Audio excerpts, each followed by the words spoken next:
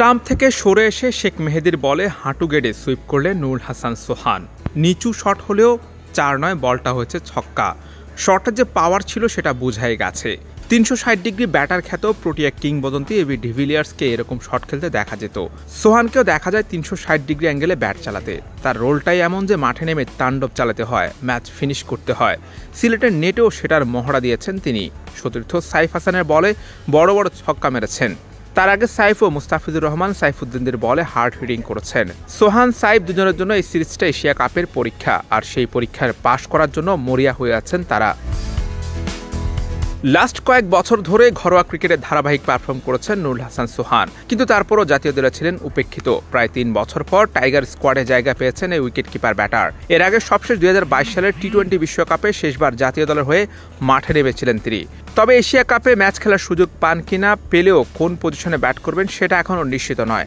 তাই এশিয়া কাপের আগে তাকে বাজিয়ে দেখা এবং তার ব্যাটিং পজিশন ঠিক করার জন্য নেদারল্যান্ড সিরিজটাই শেষ সুযোগ। তবে এখানেও কিন্তু আছে, শামীম হোসেন পাটোয়ারি যদি কোনো কারণে না খেলতে পারেন, হয়তো সোহানকে খেলানো হতে পারে।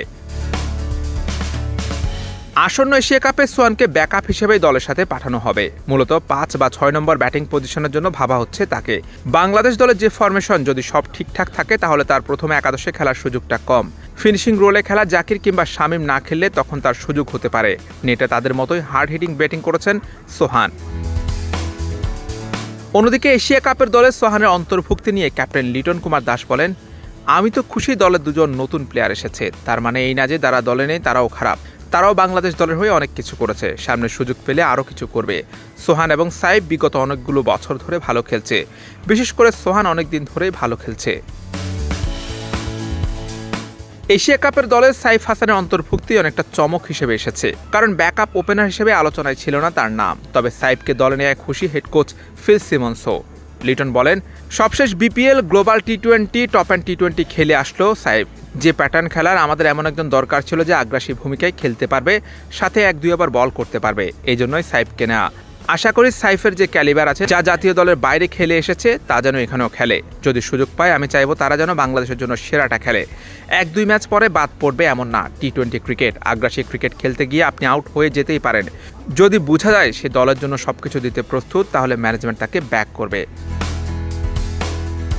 জাতীয় দলের হয়ে ২ ফরম্যাটে খেলেছেন সাইফ হাসান। সবশেষ ২০২১ সালে খেলেছেন টেস্ট ক্রিকেটে।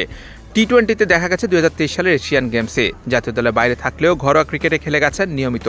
ডারউইনের টপ অ্যান্ড টি-20তে করেছেন একটি 50, আছে ৪৫ রানের একটা ইনিংসও। এর আগে গ্লোবাল সুপার লিগে রংপুর রাইডার্সের হয়ে যদিও খুব একটা সুবিধা করতে পারেননি, তবে দীর্ঘদিন পর জাতীয় দলে ফিরে নেদারল্যান্ড সিরিজে ভালো করার জন্য মুখিয়ে আছেন তিনি। ক্যাপ্টেন লিটন কুমার দাসের কথা মতোই নিজেদের সবকিছু উজাড় করে দিতে প্রস্তুত তারা। অনুশীলনে সেভাবেই নিজেদেরকে তৈরি করছেন সাইফ সোহান। নেদারল্যান্ডসের বিপক্ষে ম্যাচ খেলার সুযোগ পান কিনা এখন সেটাই দেখার অপেক্ষা। Hussain Arman, BD cric time, Sylhet.